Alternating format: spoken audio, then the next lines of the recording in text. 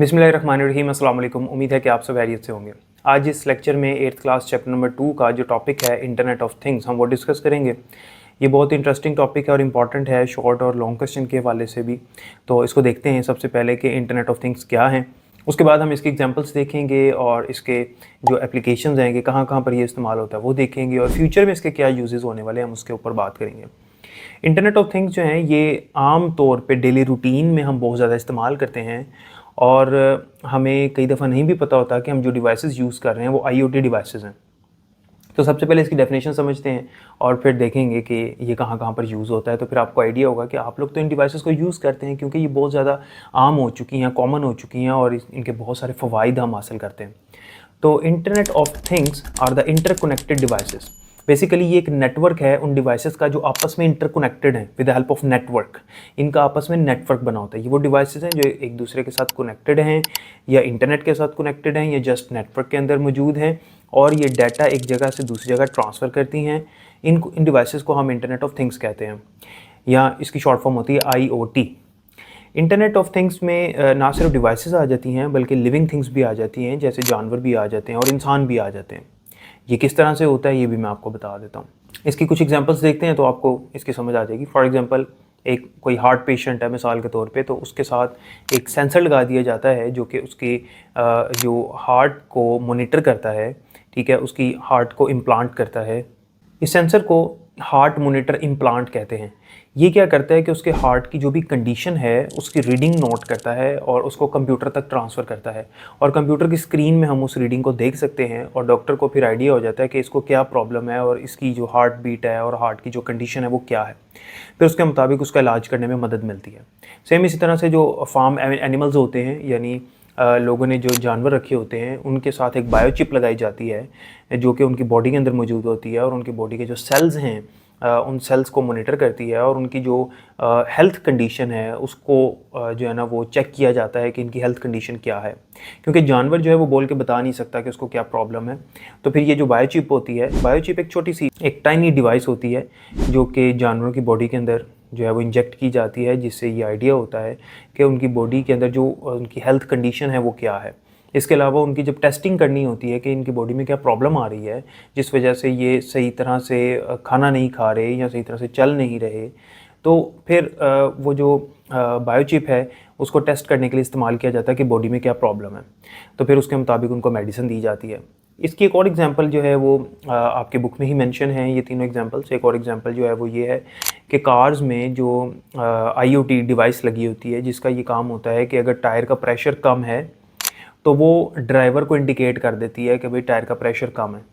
अगर engine oil कम है, या अगर बैटरी डाउन है, ठीक है, और यहाँ पर अगर हैंड ब्रेक लगी हुई है, तो ये वो IoT डिवाइसेस हैं जो कि उसको ड्राइवर को इंडिकेट कर रही होती हैं कि भाई ये एक वार्निंग है, वार्निंग साइन देती हैं कि टायर का प्रेशर कम है, इसको नॉर्मल कर लें, या इंजन ऑयल कम है, इसको नॉर्मल कर लें, इसकी नॉर्मल जो क्वांटिटी है उस पर ले आएँ इसको।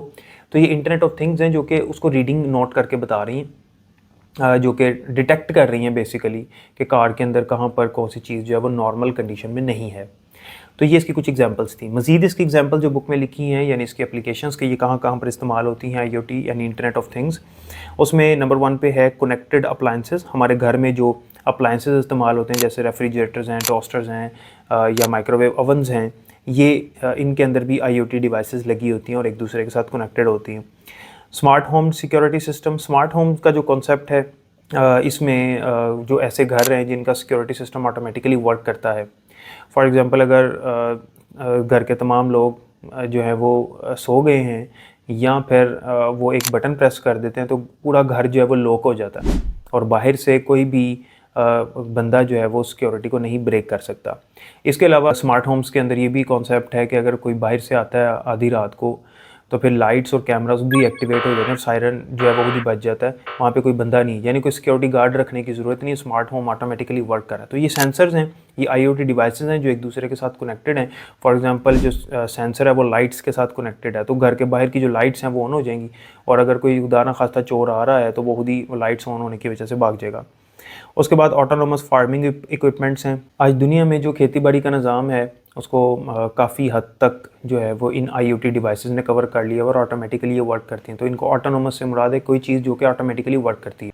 इसके अलावा वियरेबल हेल्थ मोनीटर्स, जैसे आजकल हम लोग स्मार्ट वॉच पहनते हैं तो उसके अंदर हेल्थ मोनीटर्स होते हैं, या जैसे मैंने अभी आपको पहले बताया कि पेशेंट की बॉडी के साथ जो एक सेंसर लगाया जाता है जो कि उसकी हार्ट की कंडीशन को बता रहा होता है, ये वियरेबल हेल्थ मोनीटर्स होते हैं जो कि हेल्थ का बताते रहते हैं साथ साथ। इसके अलावा स्मार्ट फैक्ट्री इक्विपमेंट्स हैं, फैक्ट्रीज़ के अंदर जो स्मार्ट इक्विपमेंट्स यानी डिवाइसेस इस्तेमाल होती हैं वो भी इसके अंदर आती हैं।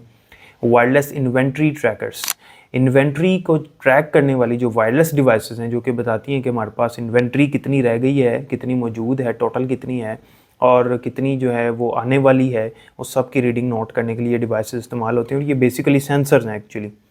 उसके बाद बायोमेट्रिक साइबर सिक्योरिटी स्कैनर्स, जो साइबर सिक्योरिटीज़ के जो स्कैनर्स हैं जो कि बायोमेट्रिक करते हैं और उसको कंप्यूटर में ट्रांसफ़र करते हैं, यानी वो डिवाइसेस हैं जो कि बायोमेट्रिक जो थंब इम्प्रेशन है उसको स्कैन करते हैं और इनका डाटा कंप्यूटर तक ट्रांसफ़र करते हैं क्योंकि ये इंटरकनेक्टेड है विद द कंप्यूटर्स। तो ये सारी IoT की एप्लीकेशंस हैं। और अगर हम फ्यूचर की बात करें तो फ्यूचर में कहा यह जा रहा है कि तकरीबन 2027 तक एक एस्टिमेटेड, अगर हम इसको कैलकुलेट करें तो एस्टिमेटेड इसकी जो क्वांटिटी है IoT डिवाइसेस की पूरी दुनिया में, तो ये तकरीबन 41 बिलियन तक हो जाएंगी क्योंकि अब बहुत ज़्यादा ये यूज़ होने लग गई हैं। जैसे मैंने कुछ एग्जांपल्स आपको दिए हैं तो आप सोच रहे होंगे कि हम घरों में जो हमारे अप्लाइंसेस हैं हम लोग उनको इस्तेमाल करते हैं तो बेसिकली उनके अंदर IoT डिवाइसेस लगी होती हैं जो कि सेंसर्स होते हैं जो कि उनकी रीडिंग्स को नोट करते हैं। फॉर एग्जांपल अगर रेफ्रिजरेटर है उसमें हमने एक टेम्परेचर सेट किया हुआ है तो ऑटोमेटिकली वो उस टेम्परेचर के बाद उसको ऑफ़ कर देता है ताकि टेम्परेचर बढ़ ना जाए। या जो ऑटोमेटिक वॉशिंग मशीन्स हैं वो IoT की एग्जांपल्स हैं। तो हम आम तौर पे इनको यूज़ कर रहे हैं आज के दौर में। हमारे स्मार्टफोन्स जो हैं वो IoT में आ जाते हैं, हमारी जो स्मार्ट वॉचेज़ हैं ये IoT में आ जाती हैं, तो हम आम तौर पे इनको यूज़ करते हैं। तो इसी वजह से ये अब इतनी ज़्यादा हो गई हैं कि आने वाले टाइम में मज़ीद कुछ एडिशन इनकी हो रही है। इस वजह से कहा यह जाता है कि आने वाले 2027 तक 41 बिलियन 41 बिलियन डिवाइसेस जो हैं IoT की दुनिया में मौजूद होंगी। कुछ मज़ीद इसकी एग्जांपल्स आपके बुक में मेंशन हैं जिनमें embedded computers, embedded systems, edge computing और डाटा एनालिटिक्स, ये 4 उसने इसकी कुछ एप्लीकेशंस लिखी हुई एग्जांपल्स हैं। वो इंशाल्लाह नेक्स्ट लेक्चर में पढ़ेंगे। तब तक के लिए मुझे इजाज़त दें, अपना बहुत ख्याल रखिएगा। अल्लाह हाफ़िज़।